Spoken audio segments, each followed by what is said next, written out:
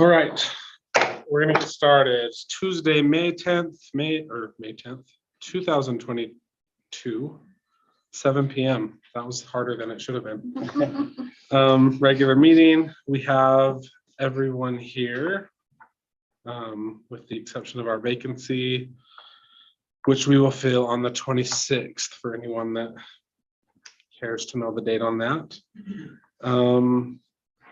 We will start with a prayer or thought offered by Jonna Meyer, and we'll move to the pledge and we'll go to there. Our Heavenly Father, we're very thankful that we can meet as a city council and that we can hear from the public and that we will be able to make wise and good decisions for our city that we love. And we're grateful for those that serve on the council and willing to put their efforts in, and we're thankful for the citizens of Blanding who make this town what it is. And these things we say in the name of Jesus Christ, amen. Amen. I pledge allegiance to the flag of the United States of America and to the republic for which it stands, one nation under God, indivisible, with liberty and justice for all. All right. We'll start with the consent agenda and the minutes from the 26th of April, as well as our work session on April 30th. If y'all have had time to review those, I would take a motion.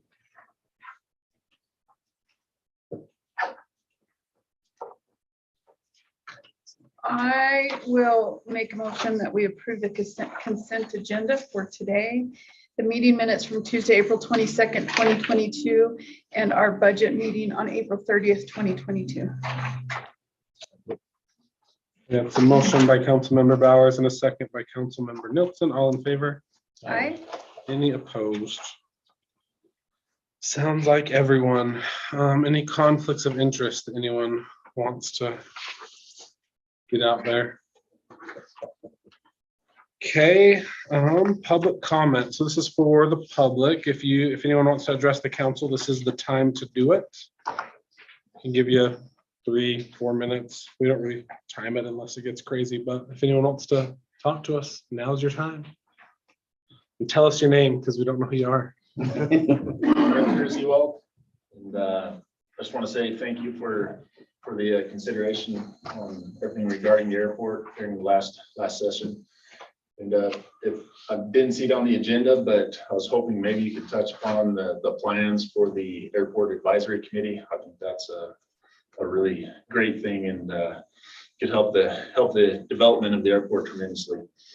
I'd also like to express gratitude on behalf of Guardian Flight and also all the pilots that come in and out of Blanding on the hard work that Brett and the city has done on the new AWAS station that's going up there. It looks like it's getting pretty close. I didn't see that was on the table for discussion. So thank you. That's going to be a big help, and that should greatly improve the safety of our airplanes coming in. So again, I would like to volunteer my services and experience for anything airport related in the future. Seat right here. Hey, that is true. Thank you for your time and your consideration. Thanks, Chris. Thanks, Chris. Appreciate that. Anyone else? Perfect. My name is Evan Black. Also, like Chris, would like to express gratitude for the progress I feel like we made in the last meeting, and also just voice one concern that came up in the discussions. I've been working for Guardian Flight down at the airport for about 3.5 years and was pretty heavily involved with the FBO operations before Freedom Fuels took over. And for a long time, we've been told down there that there's never any money to do anything, any repairs or any improvements.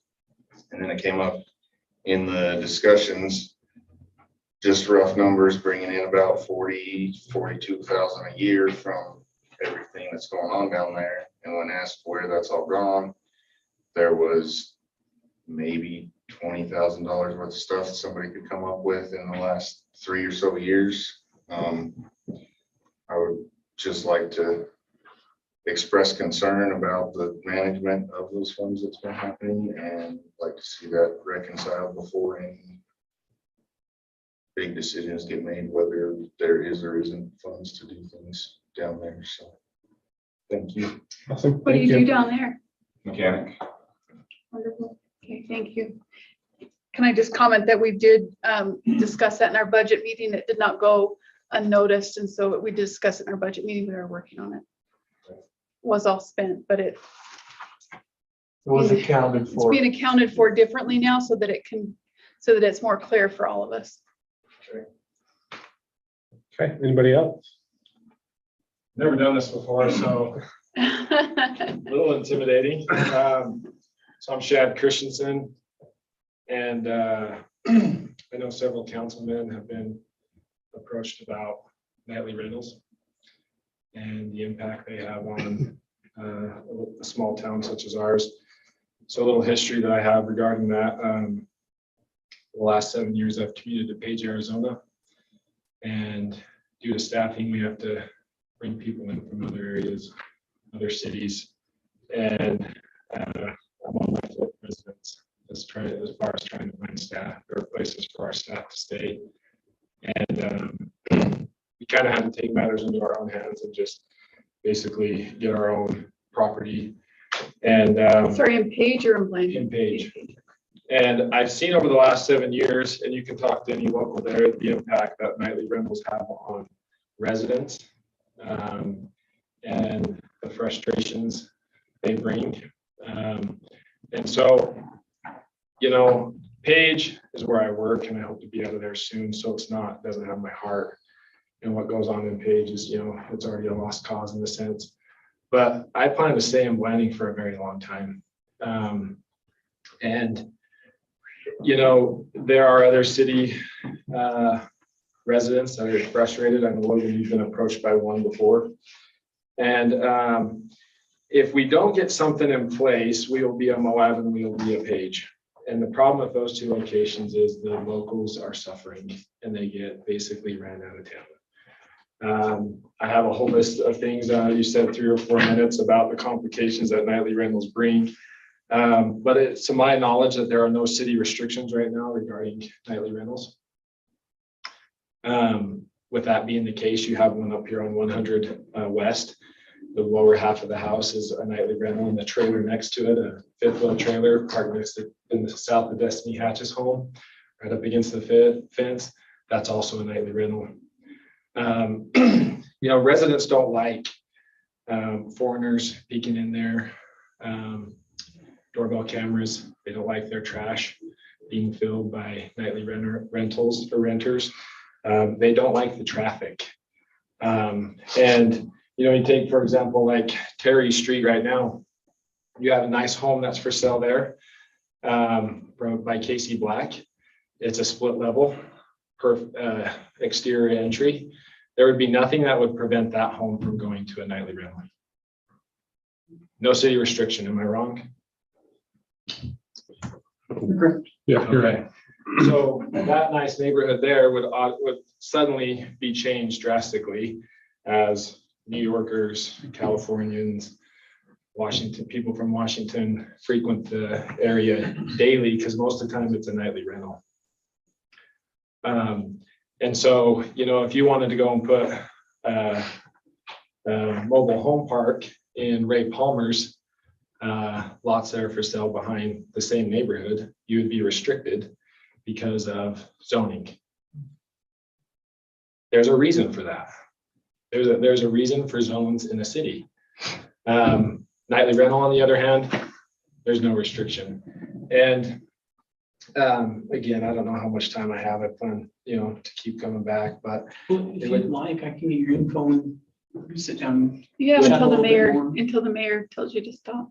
okay. You're good, yeah. So the one thing I have here is one issue: neighborhoods change. Living next to a short-term vacation rental can range from mildly concerning to complete life-altering. Visitors usually rent the accommodations only for a couple of days. Thus, neighbors see new people coming and going every few days, especially when the density of short-term vacation rentals is high. Related complaints about trash, parking issues, noise disturbances continue to worry local people and the governments. At the same time, local residents worry the penetration of short-term vacation rentals in their neighborhood will change the character and transform the quality of life for the area. And that's my biggest concern, is transforming the quality of life that I currently enjoy. That's the reason why I live here in Blanding. And, you know, we have numerous people that are trying to move back. And I've spoke to several VRBO owners because, you know, my history and page, I know both sides. And they claim that nightly rentals don't have any impact on the supply chain or the housing market. And I would beg to differ and say that's completely false.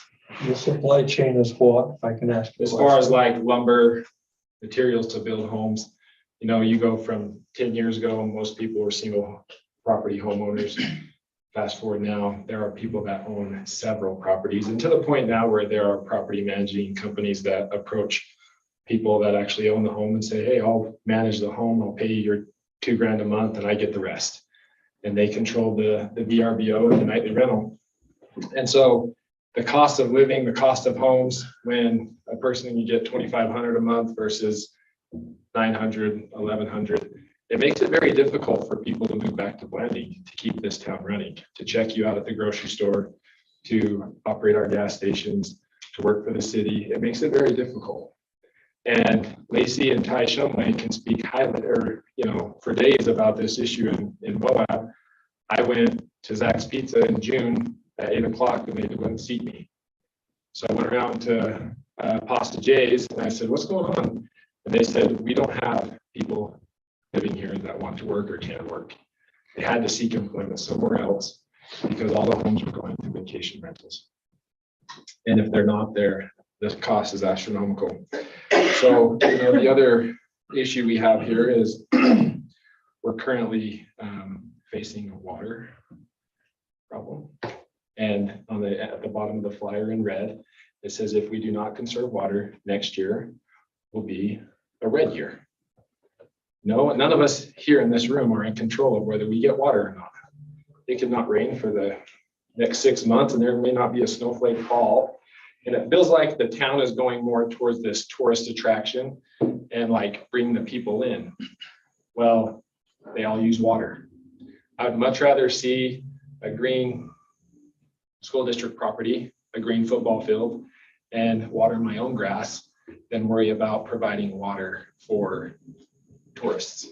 And, you know, if the places they have are restricted, they are less likely to come in large amounts.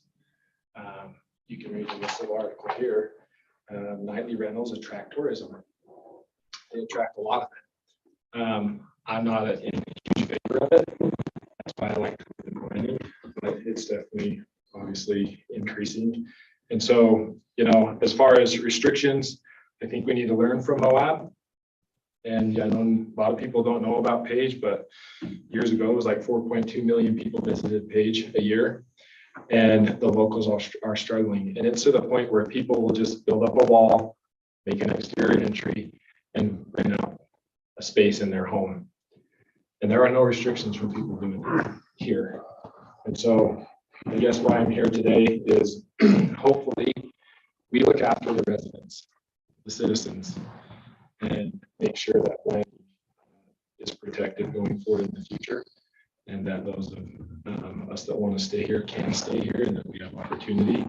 And I think that nightly rentals needs to be addressed, especially with water being an issue, cost of living and other things. So. Thank you, Shep. Sure. Can I also just make one? I think it's just something. So typically what happens is we'll get it put on the agenda so we can talk about it as a. I actually have thing.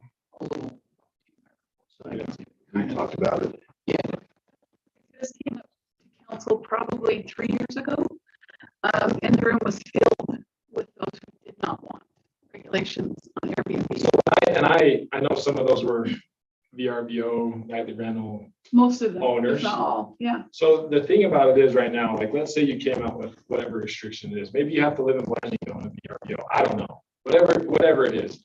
There, you know, there's the grandfathered in, and when I was talking to the current VRBO owner, I said, look, the more restriction that's put in place, the more protected you are. Like, if we have a trailer next to a home, how many trailers do we have here in Blanding that are sitting vacant, that are not making money, that someone could just park next to their house and put it up on VRBO? There are hundreds of people that could do that. Well, sorry, my point was that if this comes back to the agenda, I would highly recommend that you gather those who feel the way you do and bring them to the meeting as well. And that way it's not so one-sided as we address the need for restrictions, because I don't disagree with you either, and I think it needs to be addressed. But in that meeting, there was a lot of people against doing it, and so it was hard for us to take on that at that Kind time. of like, you know, and then, you know, so far there hasn't been one besides the property owner that have been like, oh, no, it's no big deal. Like, well, of course they're going to protect their asset. Yeah.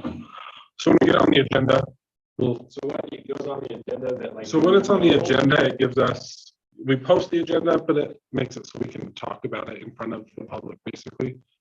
And I mean, typically in the past, we don't put it on the agenda and make a decision the night out. We put it on the agenda and talk and hopefully work things out. So we'll let you know. I can let you know. Put it on the agenda, on the next agenda. I have a little update. that will Yeah, go I don't along mind. with this that will make sense. Yeah. And I'll keep you updated. Okay, thanks, Chad. Thank you. Anybody else want to talk to council? I'm Rick Meyer, here representing again county assessor.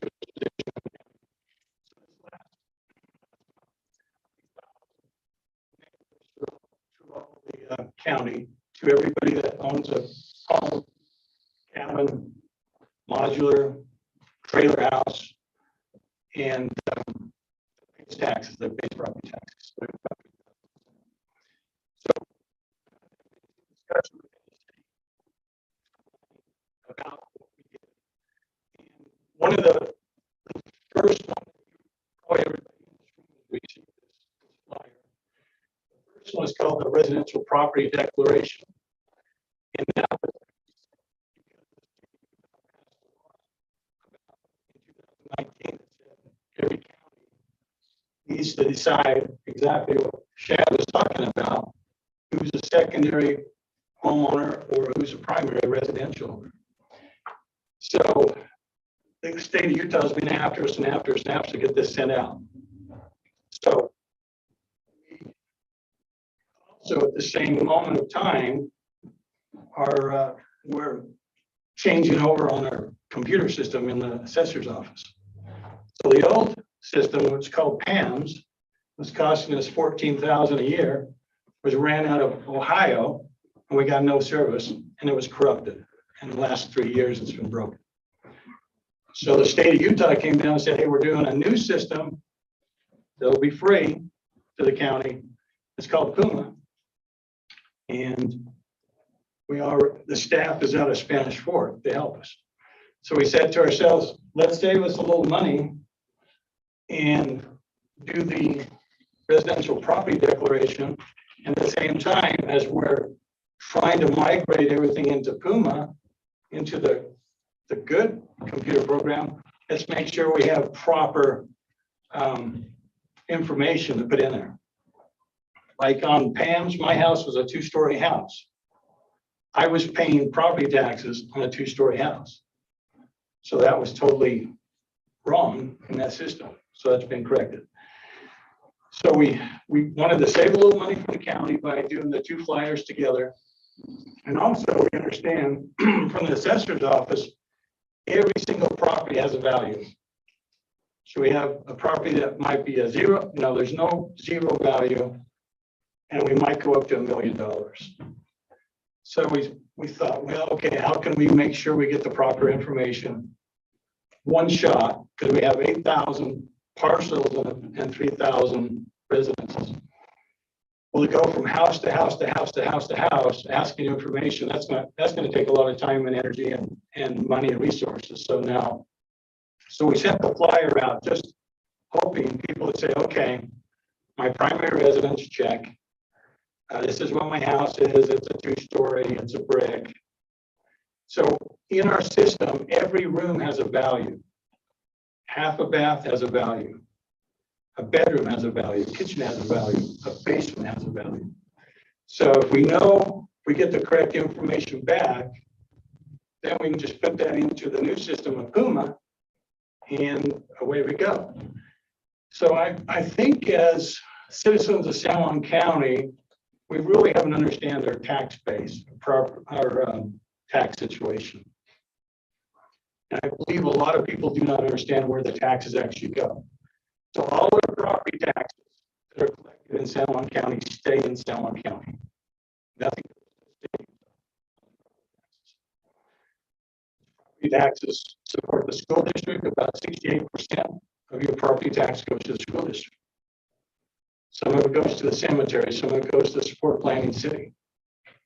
So with our correct values, so that means Rick Meyer doesn't have to go out and guess what Cheryl Bauer's home is.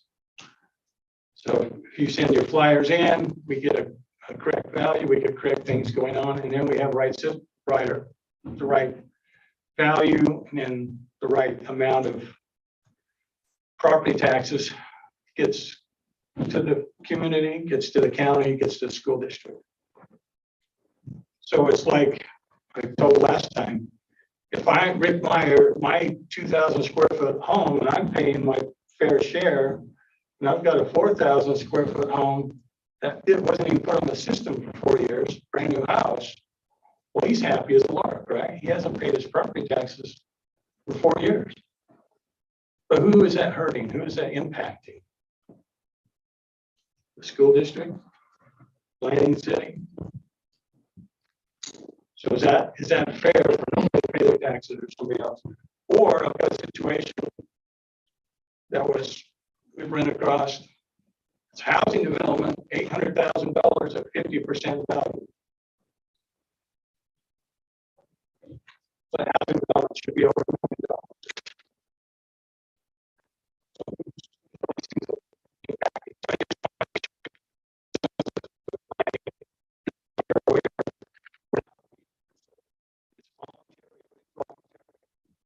If we get a percentage of you did your job, you're okay. The other one, if I don't get yours back, if Logan doesn't send that other one back, I'm gonna have to drive up to your house.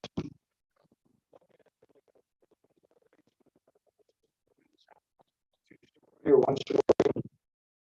Can't figure out how many bedrooms you got. Like, one of the bad things about assessors is they just start counting windows and be like, okay, there's a bedroom, there's a bathroom, there's a kitchen. And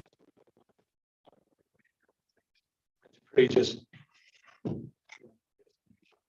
anyway, I just want to bring that to the council's attention. And then everybody know about this, and we're just trying to do things correctly, trying to get the budgets correct, and make sure we save some money. So anyway, thank you. Appreciate I it. would say, just a question about property taxes. The night we read over they your tax 100% and permits from the city required. If they're building, yeah. Just like if they want to rent their home out, they have to get any business licenses. Business licenses, yeah. Talk to us tonight.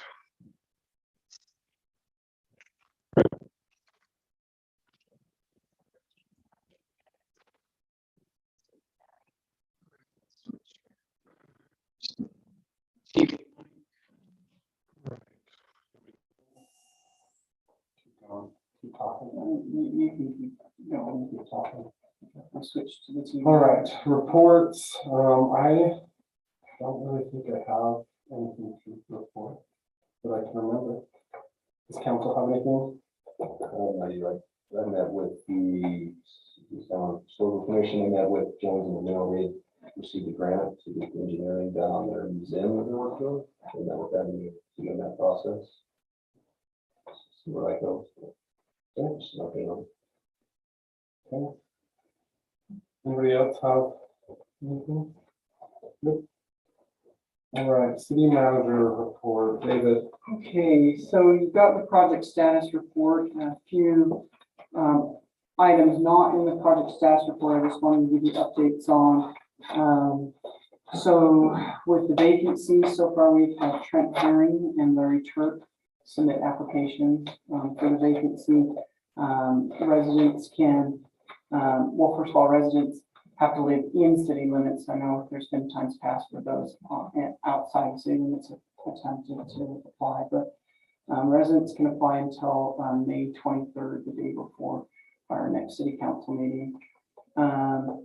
Council, the work session, I'm still trying to work out and double check a couple things. It'll probably either be, it's most likely going to be at the 1 p.m. time. But I just need to double check on next Wednesday, yes. But if not, it would be at the 6 p.m. So if that doesn't work, we'll see what we do. So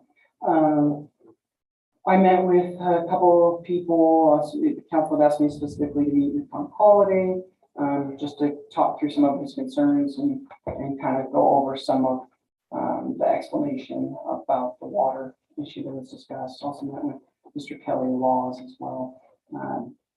One thing I wanted to give the council an update on is we received that TPA grant, which is a UDOT transportation grant to update the city's general plan. And this is kind of where I wanted to update that kind of ties into the nightly rentals. So the general plan is the overarching document. And since we've been updating our water master plan, our Parks and Rec plan, and all these other plans, the general plan is kind of the overarching plan. So it made sense to get funding to update that.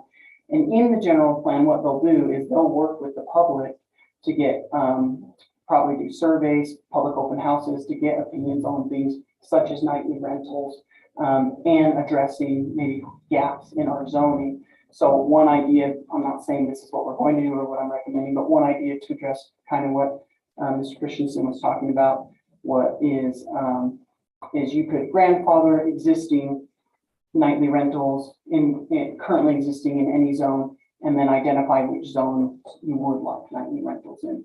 And during the general plan process, that will help kind of guide public feedback during a formal process for that. Can I ask Brett a question? Yeah. So if someone has a trailer, fifth wheel, trailer that you would pull behind a truck, can they, I know there's restrictions against them having somebody live there permanently. No, they shouldn't be using it for, For a nightly rental. So if somebody comes to stay with them for a weekend or a week or two, that's fine, but if they can't use it for, so a nightly rental would that would be. already be a restricted item. So that is an issue, I think. So, yeah, I guess for the public's sake, if you know of those cases, please let us know. But the other thing I was going to say regarding nightly rentals is the state has passed legislation recently that has really tied the hands of cities on how they restrict nightly rentals. It's been a big battle actually between the League of Cities and Towns and the legislature.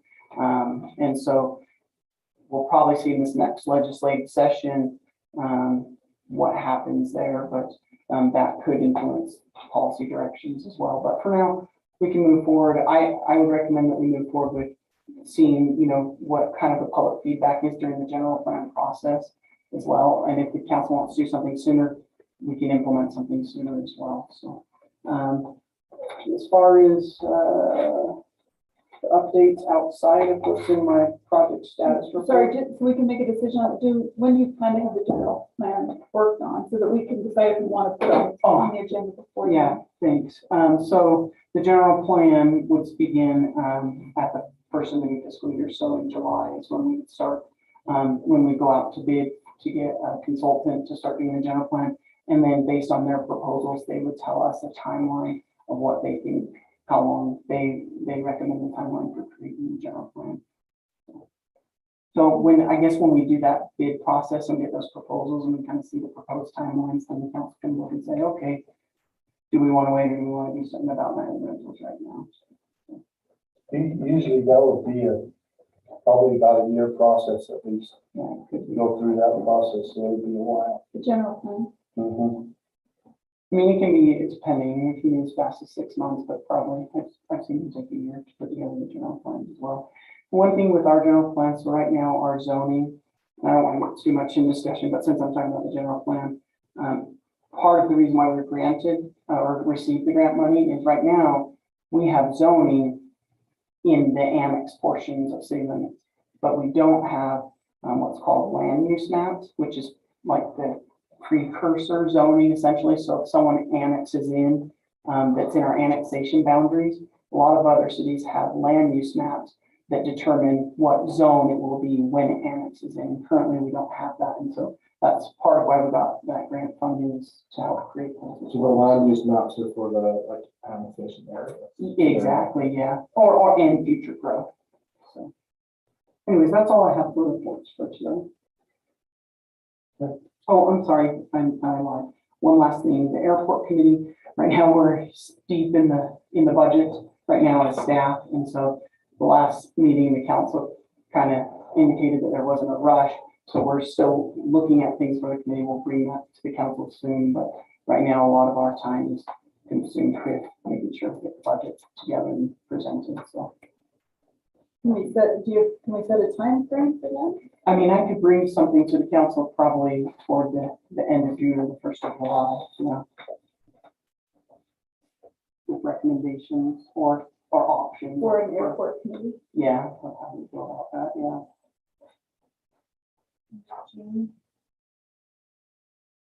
In Sure. That's It's really gonna be great reasonable. doing a lot of the work, is it? Well, sure, I think that's probably reasonable. If Kim and Dave have enough time to do it, you know, find it in June or whatever. We kind of work collectively, some of the policy things, some of these things, stuff like that, so. But yeah, end of June, for sure, I just feel to come up with some recommendations. Just to point out, I think the reason I said it wasn't a rush is because it's not, but it's because right now there's really no policies concerning the airport, and so if we weren't holding anybody up on policies or creating policies that we need to look at, so that's why it wasn't. Yeah, I understand. Okay, thank you. Doesn't mean it's not important. A lot of the funding decisions with the airport are pretty dominated by the FAA. And so the advisory committee could make comments, but they can't change a lot of those rules that FAA require us to comply with. And since we get 90% of our funding from them, we have to follow their federal guidelines.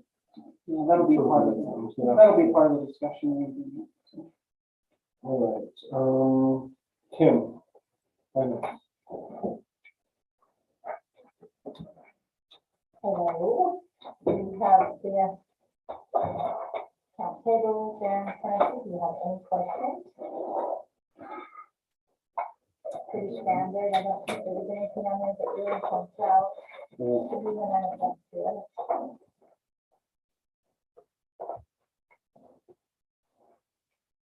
I don't have any questions. The Johnson Mill payment to the water master plan, that was a grant.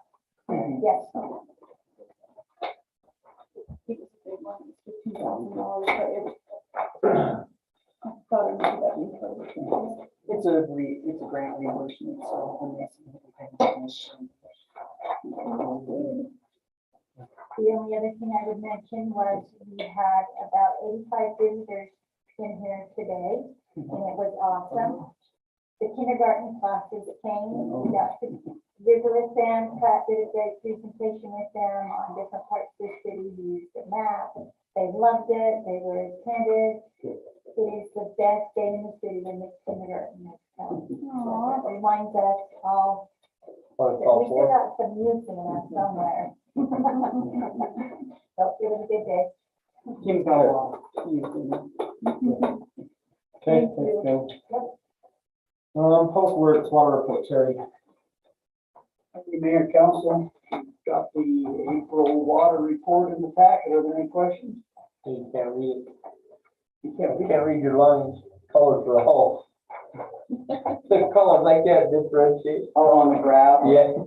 Yeah, so you notice that 2021, those top ones that are bold, those are actually the only lines you're seeing. Those other ones, just the way that graph is set up, you could select those. I think that's why they're faded. They're meant to be kind of grayed out. So, I know there's no We're on the same trajectory, if I read this right, as 2021. yeah, runoff has actually been better this year than last year because last year we had all-time low soil moisture on the mountain, and so pretty much everything that melted just went right in the ground. And this year we had pretty good rains in October, and then, not terrible monsoons throughout late summer, and so we had pretty good runoff. And we forecasted 100 acre feet plus or minus, and it looks like we're probably gonna be around 120 all told. There is still a little water above our right coming. You see a few sprinkling around on the upper ditch for irrigators, and that's been good. They've been able to get some water.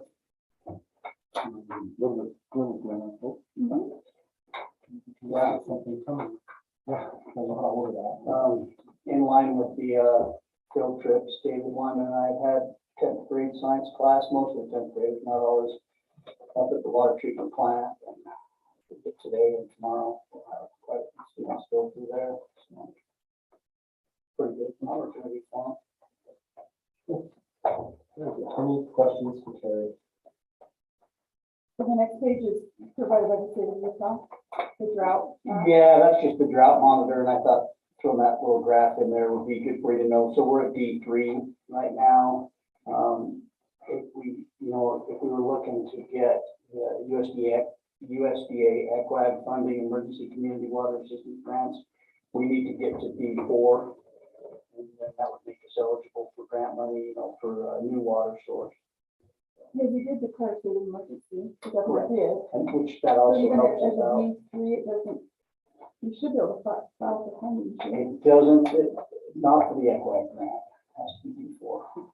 That's because it's a federal. And that's just the nature of that federal grant. you? Also, the state of Utah hasn't said what they're doing about that emergency. It allows you to apply for federal funds, is what the state of emergency does. It does, but not the EQUAG ones. So, yeah, every time this governor enacts a state of emergency like that, it helps us with funding in any type of a funding situation, but it doesn't help us get that particular funding. Well, I don't want to get to that, Dr. Warren. I would say it's not worth it. It's not a goal we want to aspire to. I've seen other cities do something similar. I mean, as far as the state declaring an emergency, I've seen cities do the same thing. That doesn't help with anything really. Not that I'm aware of. It would help in that case if we were looking for, like that. So I think if we run into a grand opportunity where it helps us, we'll certainly let mayor and council know, and we'd like to do that if it helps us. You can declare state of emergency. Right. All right, Parks and Rec, David Homeland. David Palmer's excuse, he's got something for his family, so, I don't know if there's any questions, I can see if I can answer them, or at least find out from you and have them send out an email if there's any questions on the question. I'll point out that I was going to tell him thank you for getting the nets up. As soon as we brought it at the council, they're up at the next meeting, so huge difference. I can't tell you how much of a difference it makes to have those nets up. Thank you for getting that done. Yeah. The baseball team hosted playoffs here in London last week, so we had 4 teams, and we 3 from out of town, and then our baseball team.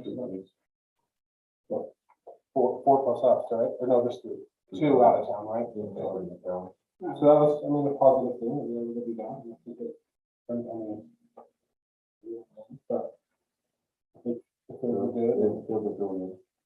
That was good. And we're David spent some time helping them, the baseball team, put a lot of time for that too, so. That turned out well. Pool is full. Filling up, and contrary to popular rumor, we are still opening the pool. Rumors that we're not filling the pool because of drought, that's not true, so FYI, it's being filled. It will be open for the public, the weekend of Memorial Day. At this middle school, there's a triathlon, they let the kids come. And then we to have a and school parties. Yeah. Should be up and running soon. I hadn't heard that rumor. So I know. I keep hearing it. Mostly it's my kids, the rumor mill at the middle school, I guess, so. All right, anything else for Parks and Rec? Police, Chief Crawford. The Mayor Council, April was a pretty good month for us as far as being able to get all of our state mandated training completed. That's the stuff we have to have done to keep our job in addition to the regular 40 hours. we have. So it's done really well, putting a lot of time to put those hours in. Other issues, with the warmer weather, we're just doing the motorcycles that we can use. Scooters that are scaring a lot of people. Well, I would add to that, there's been, in the state of Utah, within like a period of 12 hours, there was a total of like 5 pedestrian deaths. And it's just these small scooters and motorcycles and things that people aren't watching. The electric scooters that you're referring to. Yeah, the little tiny rechargeable. The other day, I was right now, my Jeep, and there was 2 of them that just come, like double. They flew through the stop sign of the intersection, I'm on the brake, and they just crossed the road, and I was looking for it. Usually we have this issue, I mean, we have this issue every year, but usually around 4th of July is when it gets really hot, where 4-wheelers are buzzing around and. Yeah, we're making lots of stuff. I'm standing out on my driveway, flagging motorcycles. I think you can't do it. It's sort of working. Not very scary. I know. When I mentioned citation and count up their things because they're writing them, I think we made some. Hopefully we'll continue this stuff without having to do that. Pretty well. Can I just ask a question? I should know the answer to this, but I just want to clarify. So how far outside city limits does the city of Blanding officers go in an emergency? Will you go to White Mesa if someone can't get there? We don't have any agreements with the BIA, so if we go to White Lake, that'd be something we could be. Ask the guys not to go down there unless there's something really bad going on. Because we don't have that liability. I have responded as far as I was out for to file one of those activities who were taking aggravated assault suspected because by himself late at night. And so he was asking for help when I was at focus one. So we will help. It's hard to know what an emergency is. I think sometimes exactly where that line is between when you go and when you don't go. A lot of times we serve more as backup, usually, we try not to be the first. Right. A lot of times we're first out to Westwater for fighting progress or around town. But if something happens, we're gonna go. And get it to stop. Is there any idea in the future, any kind of agreement that could be reached with them? And to help with some of this? Is it not even on the table? We haven't even been there. The county have an agreement with. They have had in the past, but I don't think there's anything in push right now. Didn't we cancel all those agreements? Navajo Nation did it now. With it, Yeah, and I think the BIA, I'm not sure if it was the county, I'm maybe speaking to, so I don't really know how to say that, but I'm under the impression there's no agreement in place except if the FBI was supposed to like do something, the deputies can go and that's it, part of the mutual agreement. So there's the call comes into dispatch and they would call someone, and let's take White Mesa, for example, they would call San Juan County, and if it was a serious incident, would you could hear it over the radio and you can go there, or would you actually get dispatched if there's no one available? They're gonna call out the deputies to go. San Juan County. Okay. But it has to be done by a supervisor request out of Toyota. Come from them, so the county doesn't get sued for responding without. So for their 911 calls ring for it? some right, some from here, kind of a. What was that? We get calls from Canal sometimes, about people there zone, so. That's a challenge. We just had a tragedy yesterday, the day before, and it would sure be nice to, if we can help prevent those kind of things, but I also understand we can't extend our resources if there's no agreement to do that. It's my understanding that never came north. Yeah. It was definitely tragic. And I heard that police were called earlier. I think that call went into co-op originally, and then they called the sheriff's office here, and they put out the alert before looking for the vehicle, so. I have a lot of residents that went to work for me and with me and care about them greatly, and I just, man, it's just so bad. I don't know what the answer is, but I just didn't know if Lansing City responded out there at all. That was my We don't have any real authority to respond to that.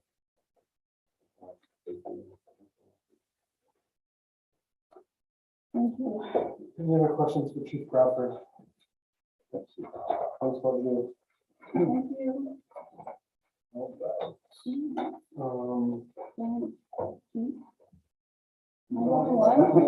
Very hot. It's warm. It's very hot in here. Are you really? I'm not cold, dog. All right, 78. Brad. Mayor and council, you saw the report, staff report we have in the packet about some new equipment that the state of Utah wants to place at all the airports in Utah. And some of the smaller airports, general aviation airports like Miami, they're not gonna charge us any fees to do this. And it's a Vera tower, which is kind of like a virtual tower. And it will be some equipment that they will install down there that will track all the planes that fly in and fly out of landing and be able to give us information like their tail numbers and all that kind of stuff. So we can know if our historic information is accurate or if we're underreporting or over-reporting or whatever as far as the amount of activity, because the airport is open 7 days a week, 24 hours a day. So people can fly in there, they can taxi over and gas up. If everything's working, at the pumps, and they can leave. And if nobody's down there, nobody's paying attention, we don't know if they came and went, whatever. And with this equipment, we'll be able to do that. So it's kind of interesting, kind of exciting. Also, some people don't like it because it's kind of creepy, big brother government spying on everybody. But, and that's in addition to the AWAS, which is the weather station that Chris was referring to earlier, that we're about to close up on. When's that supposed to be done? They have all the equipment now, they've ran the conduit, I believe they poured the footings, but they've got to come and install the equipment. And then they've got to go through the process of getting all the radios and all the other equipment transferred over, because right now, currently, it's in the state of Utah. So we'll see that happening. Also today, I got the top version of an APL, which stands for Airport Layout Plan. Like Dave was saying earlier, the city's done a lot of planning. This is another one of those plans that we have for capital improvements at our airport. And it's something that we look forward to because it's one of those documents that we need in place to be able to get our funding from the federal government. And also it outlines, if it's not in the APL, you can't do it at the airport. So they're very strict on following planning. And How often is that done? probably about 5 to 10 years, every 5 to 10 years. So we've been working on this now for a little over a year, and probably in the next month or two, we should finalize that. We've had some people show some interest in possible hangars down there, hangar construction. So we need this plan in place and approved not only by the city, but by the federal government, so that we can move ahead with some of those proposed projects. So, any questions? Yeah. In regards with the Vera Tower? Yeah. Okay. So that allows the state or the federal government track every airplane? I don't know if the state will have access to it. I wouldn't be surprised if they do, but it won't allow us. So I don't know if they'll have an internet connection to it where they'll be able to look at it too, but I know Brandon City will be able to. So you can pull up the paperwork and say, oh, we had 5 flights come through that nobody else accounted for. Yeah, well, we should, I don't know exactly how it'll work, but we should be able to pull like either a monthly or weekly or a 2 or 3 month or quarterly report. And it'll tell us approximately what time they came in and left and what the tail number was. So that'll help us with various sizes of planes because we do have some commercial, not commercial, but some jet planes that come in here occasionally. And if they just come in and fuel up and leave, unless some of the people that work down at the airport tell us about it, we don't even know that we come. Is there any information different than FlightAware? You know? I don't know about Rick, weather. do you know?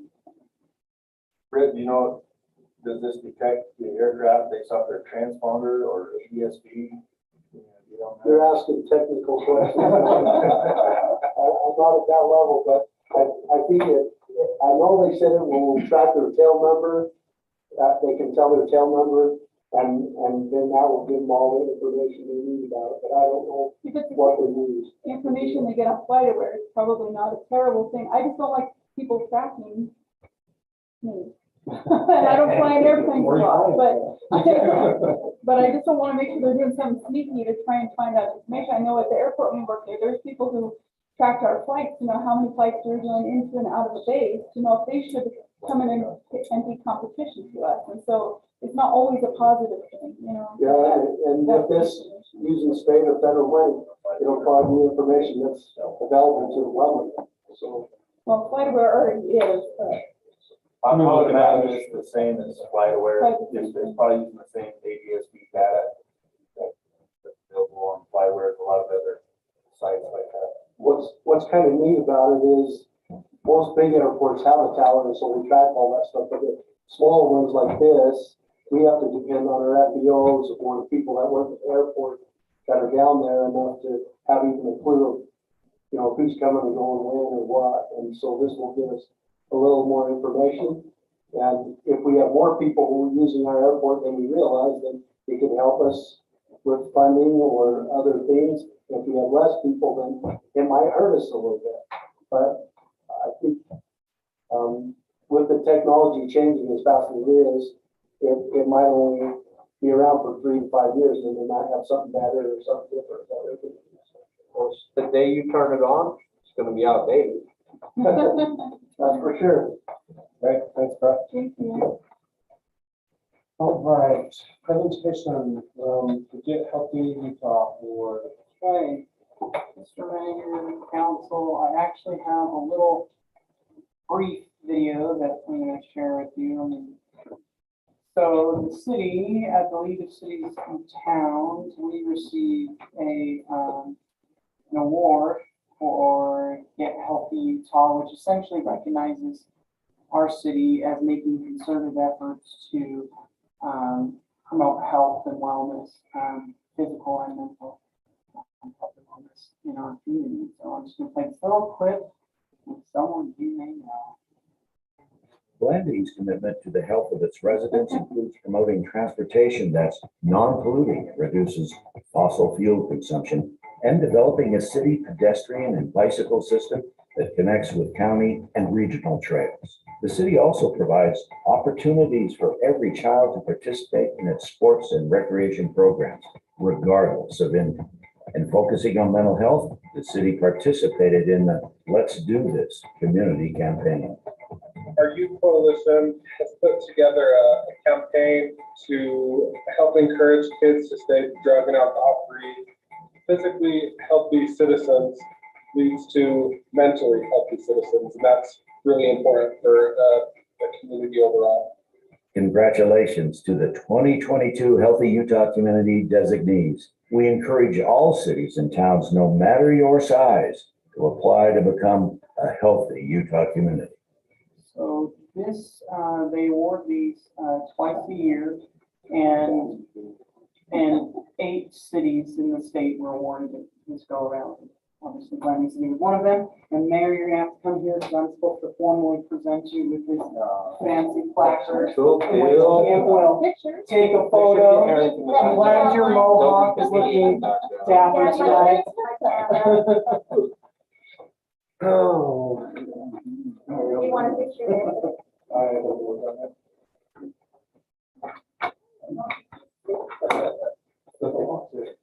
Wait, one more time.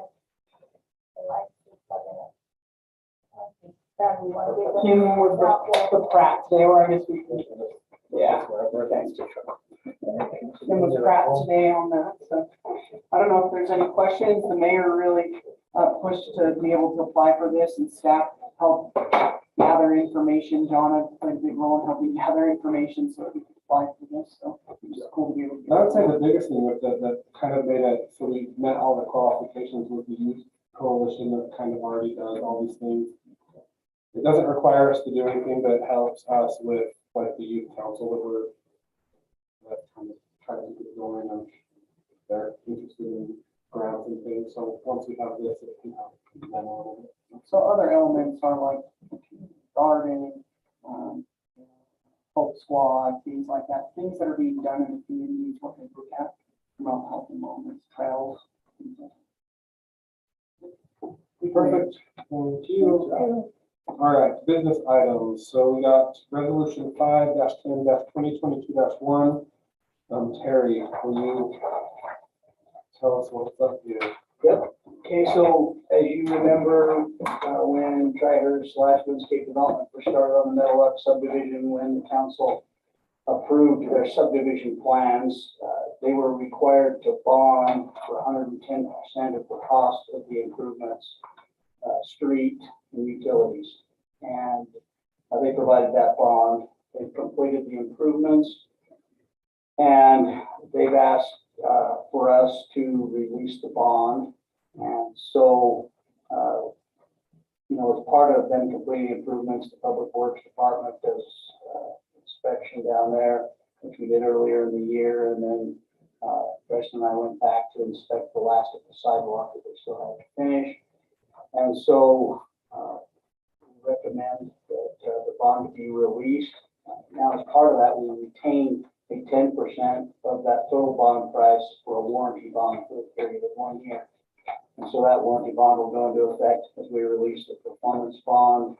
And then if they have any problems down there in the next year, that bond protects the city. So we go back and get them to make the necessary repairs. No. In your letter here from just a few days ago, the street, those strips on the road. Yeah, the patches, we weren't really happy with the patches on drainage lines. And so we've kind of let them know that in advance. Hey, we're watching those and they don't hold up. So that could cover. Aesthetically, they're not pleasing. Structurally, if they hold up pretty well, then that'll be fine. But we have some concerns. Any other questions for Terry about this or?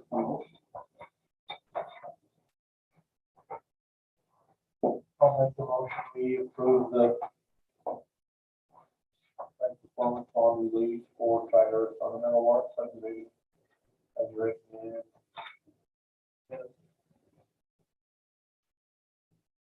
Second. Councilmember Grover and Councilmember Bowers, all in favor? Aye. Any opposed? Looks like everyone's good with it. Okay. Number 2 is resolution 5-10-2022-2. This is the Blanding electric tree trimming policy. Okay, I'll give you a little background on that one. If you guys can turn to page 35 in the actual packet. So tree trimming for electric lines, we have to do that for several reasons. In order to meet NEC and NESC guidelines from the federal codes, we need to keep the tree limbs away from the power lines, also to reduce outages. We need to also, to keep those trees pruned back. We've never had a formal tree trimming policy. And on 35, if you look at that picture, we've got the side pruning, under pruning, V pruning and top tree. At a minimum, 3 out of the 4 of those pictures don't always make tree owners super happy. So We have 50. what's that? Cut the sucker down. Yeah. And we don't typically do that, and we don't pay for that. That's always, the homeowner always has that option. So, because if any of these were my trees, I would say, go away. Yeah. But in reality is, if they're in the power line, they ought to be cut down. So tree trimming is one of the hardest things we do in the power company for several reasons. One of them I don't understand, but we have a dang hard time getting contractors. And when we get them, they come and charge super high per diem rates and don't always satisfy us with the amount of work they get done. Chas has been working with Carroll's Tree Service, which is a local contractor, trying to do the ones that we can do recently. And he had one property owner who wasn't super happy and he talked to me about it. I said, yeah, we really need some type of a policy because we're just kind of out there. We just tell them, well, sorry, that's how we do it. And so we put this together and we looked at several other utilities, their tree trimming policies, and all of them refer to arborday.org and that, and we just put this together. We would like for city council to look at it and get it adopted. We provided a resolution to make that possible tonight. If you'd like to do that, if there's more discussions to happen, that's also fine. We can bring it back at another time, but we would like to have a policy that gives electric company employees something to follow. Is there anything, so I mean, I read through the policy and I don't see that it's crazy. But is there anything within the policy that's going to be hard for us to do? Because the one thing that we hate doing is having a policy that we don't follow or. Right, no, we don't. Chas has reviewed it.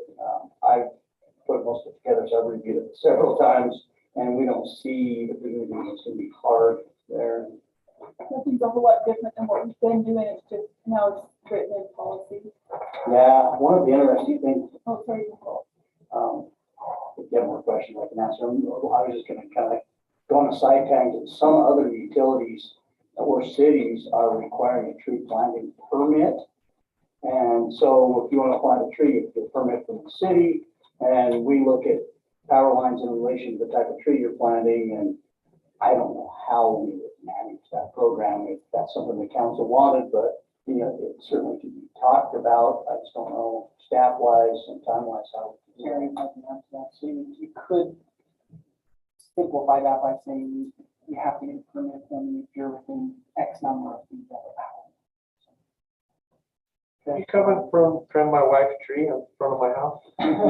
What's that tall enough? I want that sucker. That part of it's not. I believe the power lines are on the other side of the road. I hate that tree. Is the power line on the other side of the road? Probably. That's what I- Yeah, because Tom Palmer's flag was almost hitting us Sunday. Did you have another question? I did, so is any of the financial burden falling to the residents? Yes, it can. So, you know, in the customer responsibilities part, maybe that's not where it's at. Maybe we didn't put that in here. I didn't see any, that's why I Talk was about- asking it. So if a customer, So we don't haul stuff away. Yeah. yeah, okay, so that does put a burden on, and that's something the council might want to consider. It appears, so we typically haul stuff away. Pruned on, and so that would be a change from what we've normally done. Usually we don't go make a mess in someone's yard and leave it for them, you know, and so that could be a burden that we're putting on the customer. You have mad people. Yeah, definitely. I mean, you would have certainly someone who may not own a vehicle or a pickup truck, you know, and would have no way to even just get rid of those. How many of these do we do a year? Just curious. It just depends. Like I said, we actually had a struggle getting contractors to even come because our budgets, I believe we budget about $20,000 a year, and a lot of these big guys ask for them 7 trees out of 10. It's just too small, and they haven't won. What would you guess as to the guess?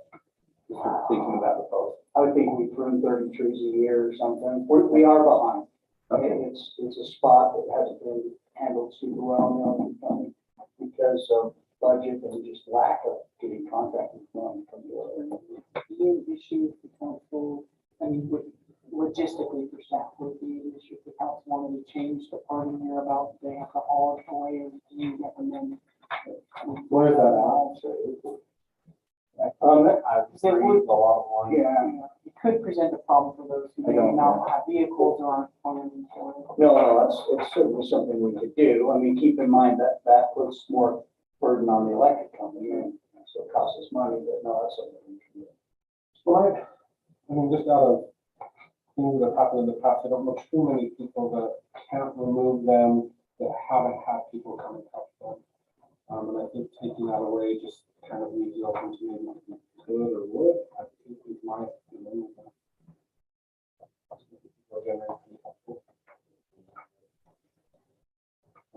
No, I don't disagree with people generally helpful. I just think if you can now cut down a tree limb in my yard and leave it there. Now I have a truck and I can probably find a way to get an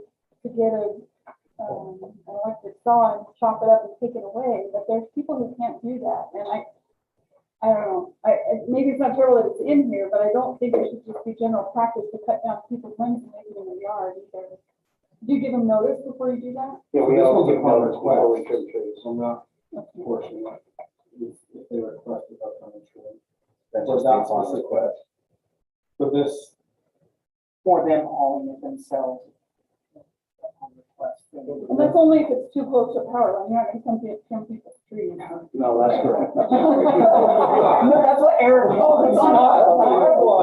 It says on a service truck, okay. So if it's not requested by the customer, you'll install it with that. Yeah, if they don't ask to like keep the firewood or something, we've just gotten rid of it. No, that's been. Yeah, I'm okay with that. I was impressed, Terry, with how fast the crews cleaned up the brush and all of the park. Those went away fast when they fell, when they had fallen down. Hopefully the rest fall down, we get rid of them. You love those as much as Eric loves it. No, they're nasty, they're a vile tree. Not those that ain't through power line. Maybe we put a power line.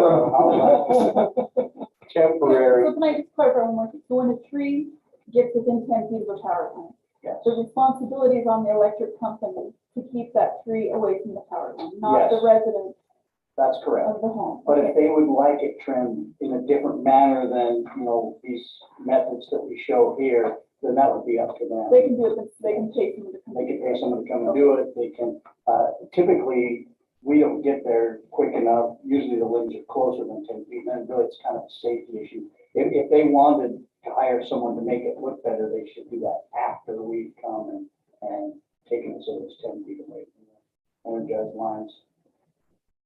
Because it is a safety thing, if you're holding on to a tree limb when you cut it and it crosses two lines, you could be electrocuted. So. okay, any more questions for Terry? Or a motion? Or doing a motion of any kind, if you don't feel comfortable with this, we can.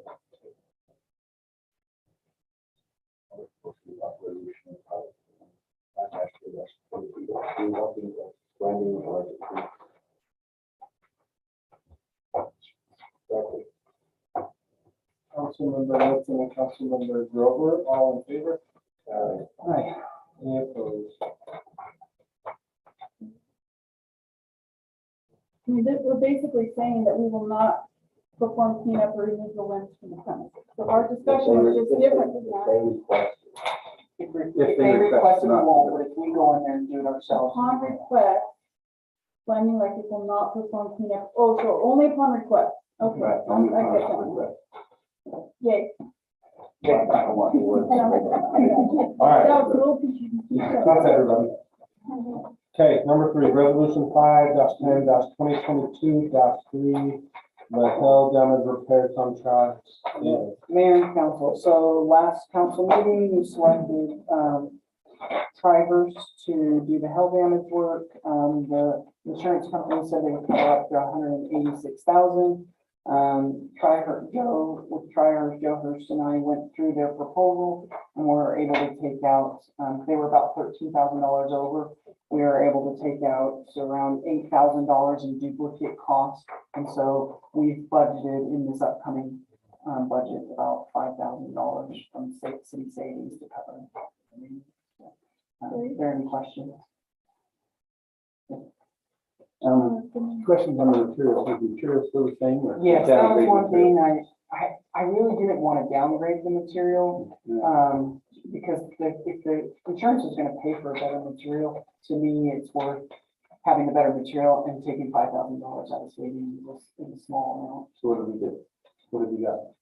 What do we got? Yeah, but I mean, what did you agree to try to, You mean as far as, did they downgrade material? No, there's no downgrading material. What he found, what we did is the list that the insurance company had put together, for example, they had, they had separated out some of the roofing sections, and then they'd also identified the roof repair. Well, some of those separated roofing sections were already covered in the cost of the roof repair. So we were able to remove a few things that were just duplicate costs from there, because he put his bid together precisely what the insurance listed, if that makes sense. So we didn't have to downgrade any materials. We just simply went through and combed out all the duplicates. On the visitor center, with the siding, is that the whole building? To be honest, I can't remember off the top of my head. They identified a certain square footage. Yeah, And then I think it's just a portion. just the one, that one side, I remember the side that was paint. And then this probably doesn't really have, does this have a timeline on it? 6 months is what Mr. Hirsch said they're looking to do. So I think he said 180 days in the contract. Right here it says 180 days. There are several different facilities listed. Are they planning on doing one and then the other, or are we doing them all at the same time? I think they're doing a little bit at a time. He expressed, obviously they're very busy. He asked me what kind of time frame we were hoping to get this done. I said, if it's done within 6 months, and he said he felt that was more than enough time, just working with subs and with others to get them to come in. So it'll probably be phases of the different buildings. Where is that time that they listed on? I thought it was in the contract here.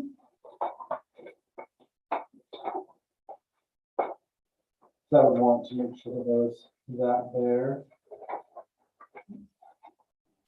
I can go back and make sure. So council can move forward to approve the contract with the stipulation that I go back with Mr. Hirsch to ensure that 180 days. I thought it was originally in there. I wonder if it somehow maybe got taken out by accident. So.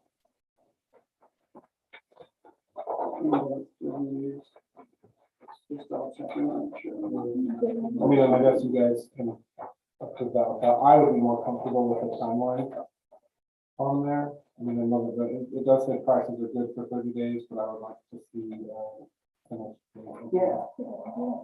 Mayor, I would agree with that. I apologize, I thought it wasn't a contract, but wanted to just unintentionally got. Well, there's kind of wording here like that it should be there. Yeah, that's why I'm thinking somehow it must have accidentally got taken out. Because our city attorney, so all the small print that you see is what our city attorney added in there, and I'm wondering if just in the transition of the city attorney adding updates somehow the 180 days or something got removed. So I'm just looking at the emails and Mr.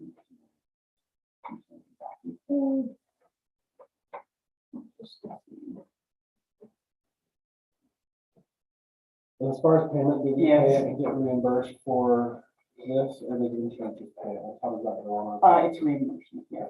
And yes, it was in the original one that we put together, so somehow, I don't know if maybe we printed, if maybe I just gave John an old version, but I do have a version here that says 180 days. Will be complete in 180 days. So I'll check with Mr. Hurst. And I think he'll feel comfortable to approve it on the stipulation that we make sure that we make it. So I would make a motion to approve resolution 5-10-2022-3, approving a contract with Private Construction for general contract service repairs for hull damage. And with the stipulation that we add a date of completion within 180 days. Okay, that's Councilmember Bowers and Councilmember Grover, all in favor? Right? Okay, that's everyone. And I don't have any need for closed session.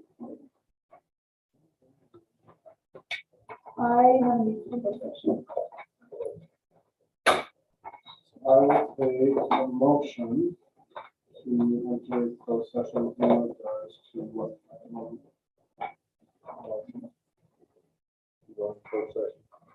You have to state.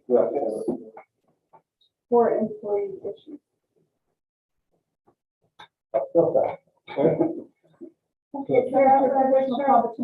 Cheryl Bowers and Eric Rogan. So Councilmember Grover and then Councilmember Bowers, second.